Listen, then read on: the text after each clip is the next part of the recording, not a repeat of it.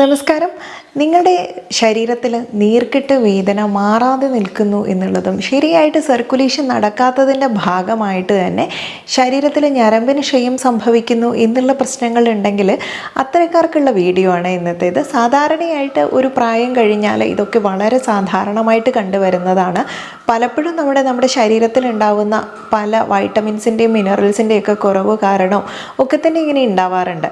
എങ്കിലും ചില പൊടിക്കൈകൾക്കൊക്കെ നമുക്ക് ഈ ഒരു മാറ്റം കൊണ്ടുവരാൻ വേണ്ടി പറ്റും ഇത്തരം പ്രശ്നങ്ങൾക്ക്.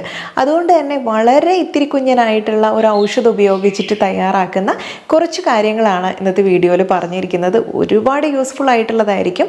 അപ്പോൾ വീഡിയോ മുഴുവനായിട്ട് കാണാൻ ശ്രമിക്കുക. ഞാൻ ഡോക്ടർ സജിതാദി. ആക്റ്റീവ് കോമ്പൗണ്ട് ആയിട്ടുള്ള തൈമോൾ ഇതിൽ അടങ്ങിയിട്ടുള്ളത് കൊണ്ട് തന്നെ അജുവൈൻ, കാരം സീഡ്, അയമോദകം എന്നുള്ള പേരിലൊക്കെ അറിയപ്പെടുന്ന ഈ ഒരു ഇത്തിരി കുഞ്ഞൻ ഇതുപോലെയുള്ള വേദനയും നീർക്കെട്ടൊക്കെ മാറ്റാൻ ഏറെ വിശേഷപ്പെട്ടതാണ്. ഇനി അത് എങ്ങനെ ഉപയോഗിക്കണം എന്നുള്ളത് അറിയണ്ടേ. ഇത് ഒരു 1/2 ടീസ്പൂൺ അയമോദകമേ ആവശ്യമുള്ളൂ. ഇത് അധികമായിട്ട് ഉപയോഗിക്കരുത് എന്നുള്ള ആദ്യം തന്നെ ഒന്ന് അറിയിക്കുകയാണ്.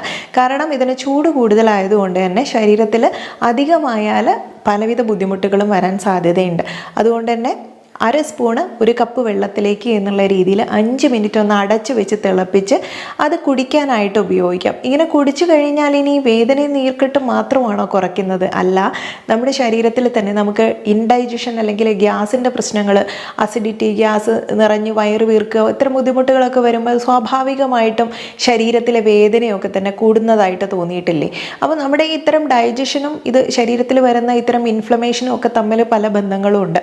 അതുകൊണ്ട് തന്നെ ആദ്യം നമ്മുടെ വയറിനെയൊക്കെ ഒന്ന് നേരെയാക്കാനും ഡൈജഷനൊക്കെ നേരെയാക്കാനും ഒക്കെ സഹായിക്കുന്നത് വഴി ഇതുപോലുള്ള ആൻറ്റി ഇൻഫ്ലമേറ്ററി ഗുണങ്ങളൊക്കെ ഉള്ളതുകൊണ്ട് ശരീരത്തിലെ ഇത്തരം വേദന കുറയ്ക്കാൻ ഈ രീതിയിൽ ഉപയോഗിക്കുമ്പോൾ തന്നെ സാധിക്കുന്നുണ്ട്. മസിൽസിനെയൊക്കെ തന്നെ ആക്റ്റീവ് ആക്കി വെക്കാനും ജോയിൻറ്റുകളിൽ ഉണ്ടാകുന്ന ബുദ്ധിമുട്ടുകളൊക്കെ കുറയ്ക്കാനും മസിലിനും ജോയിൻറ്റിനും ഒക്കെ സ്റ്റിഫ്നെസ്സോ സ്പാസോ ഒക്കെ ഉണ്ടെങ്കിൽ മാറ്റി നല്ല ശക്തിയോടെ ഇരുത്താനും ഒക്കെ സഹായിക്കുന്നതാണ് ഈ ഒരു അയമോദകത്തിൻ്റെ ഉപയോഗം. ചെസ്റ്റിന് കൺജഷൻ വരിക, അല്ലെങ്കിൽ നമുക്ക് ശ്വസിക്കാൻ ശരിയായിട്ട് പറ്റാതെ വരിക, ആസ്മ രോഗികൾ, അലർജി പ്രശ്നങ്ങളുള്ളവർ, മൈഗ്രെയിന്, സൈനസൈറ്റിസ്, തലവേദന ഇങ്ങനെയുള്ള ബുദ്ധിമുട്ടുകളൊക്കെ നിങ്ങൾക്ക് ഉണ്ട് എന്നുണ്ടെങ്കിലും നീർക്കെട്ടും വേദനയുള്ള സ്ഥലങ്ങളിലും നിങ്ങൾക്കിത് ഉപയോഗിക്കാൻ പറ്റുന്ന, എല്ലാത്തിനും ഉപയോഗിക്കാൻ പറ്റുന്ന ഒരു കിഴി ഫോമുണ്ട്.